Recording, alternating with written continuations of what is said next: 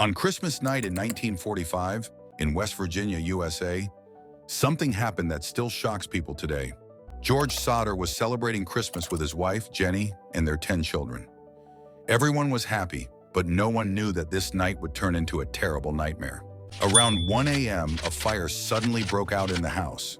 George and Jenny quickly got 4 of their children out, but 5 children sleeping upstairs disappeared without a trace. Their bodies were never found, and no evidence was left. Did they die in the fire, or were they kidnapped? Was the fire an accident, or was it planned? George was an Italian immigrant who had moved to the U.S. to escape Mussolini's dictatorship. He worked hard, ran a trucking business, and had a home for his family. Jenny, his wife, was a dedicated housewife who took good care of their children. On December 24, 1945, the children were playing with new toys. That night, 5 of the children went to their rooms to sleep. Around 1 a.m., Jenny smelled smoke and discovered that the kitchen was on fire. George and Jenny got 4 of the children outside, but the 5 children upstairs were left behind. George tried to save them but couldn't. The ladder to the second floor was missing, and the trucks wouldn't start. Attempts to call the fire department also failed, and it took hours for them to arrive. Everyone thought the children died in the fire, but something didn't add up. The investigation later showed that human bones can't burn up like that, even in a fire. The investigation suggested the fire was caused by a short circuit, but George had recently rewired the house, so he knew it couldn't have been the cause. If the phone line was cut at 1 a.m., the call Jenny received just half an hour before must have been made while the line was still working. This meant the phone line was cut before the fire even started. When George tried to use the phone to call for help, he found that the phone line had been cut. Jenny also remembered an odd phone call at 12:30 a.m. from a woman laughing loudly.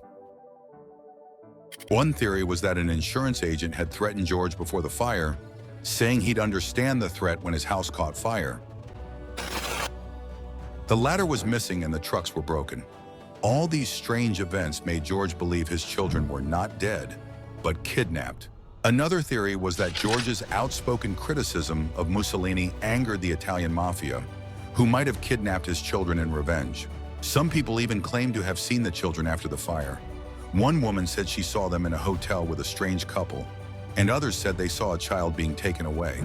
A year later, new evidence came up. The initial investigation was wrong about the cause of the fire. A bus driver passing by had seen people throwing something like a fireball toward the house. Later, when the snow melted, a strange rubber object was found near the house, which could have been used to start the fire. It was called a pineapple bomb. George and Jenny spent their lives trying to solve this mystery. They followed every lead and even put up a large billboard with pictures of their missing children and a reward. In 1960, Jenny received a letter with a photo of a man who looked like their son, Louis. The letter said, "Louis Sodder, I love you, brother Frankie." Was this letter from their missing child, or was it a prank? They hired a private investigator, but they never found Louis. Years passed, and the mystery remained unsolved. George passed away in 1969, but Jenny and the surviving children continued searching for answers. Jenny never left the house and even built new rooms and fences around it. She wore black for the rest of her life to mourn her lost children. In 1989, after Jenny died, the family took down the billboard for the missing children. Whether the children were victims of a tragedy or part of a larger plot is still a mystery that may never be solved.